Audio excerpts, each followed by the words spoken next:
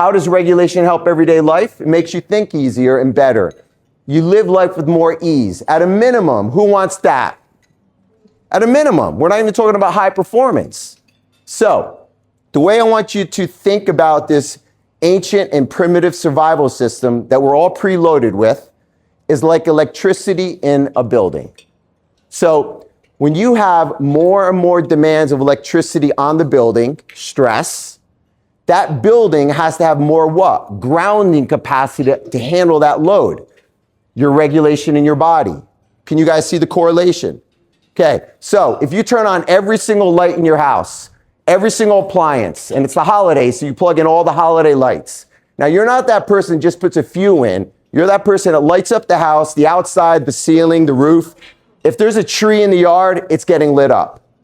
You have so many lights that people drive by your house like it's Disneyland. You guys know those houses, right? And then you have this big generator you roll in because you host a holiday block party every year. My question to you is this. What if the house can't handle that electricity? What's going to happen? We all know what? The circuit blows, right? The same thing happens in the human body.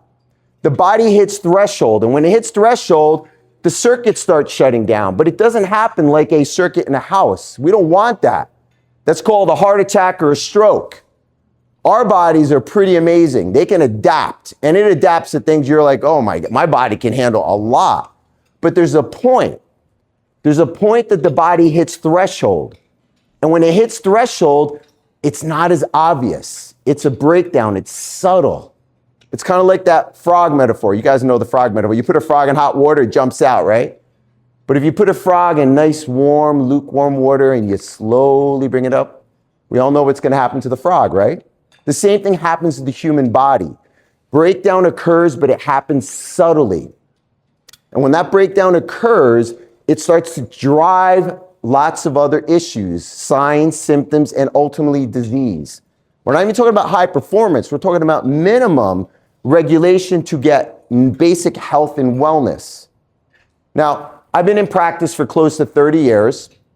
I started when I was about 3 years old. And I've seen thousands of patients. And when you start seeing patterns and probabilities repeat themselves, you start realizing some things. You start seeing some things. And no matter what diagnosis you see below the radar, there's a state. It's an autonomic nervous system state. And we've heard of it. It's called the fight-flight response, and we call it the rest and digest. It's really health, growth, restoration, repair, function, fight, flight. When systems get dysregulated, this side starts to break down. The body goes into a stuck pattern. And that's the reason why I prioritize self-regulation practices with my patients.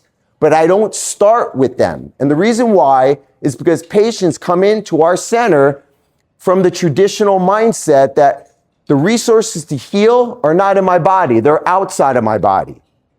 Injection, medication, oral, whatever it is, but it's outside. Now, those are very important modalities, but we've forgotten our innate intelligence. So I can't start the conversation about self-regulation because self-regulation is based on the fact that I can start to activate my body's own innate potential. Does that make sense?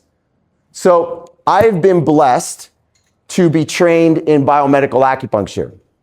And with biomedical acupuncture, you guys know spoiler alert, there's nothing in the needle. You guys know that, right? So here's my question. If something changes in the body and there's nothing outside, where's the resource to healing? Outside or inside? Inside. So the patient needs to have an experience first before I can teach them anything that we're gonna cover some things today, a blueprint, an introduction to self-regulation practices that I hope you move forward and continue to work with them. But patients have to have an experience. When the patient has experience, then the conversation starts.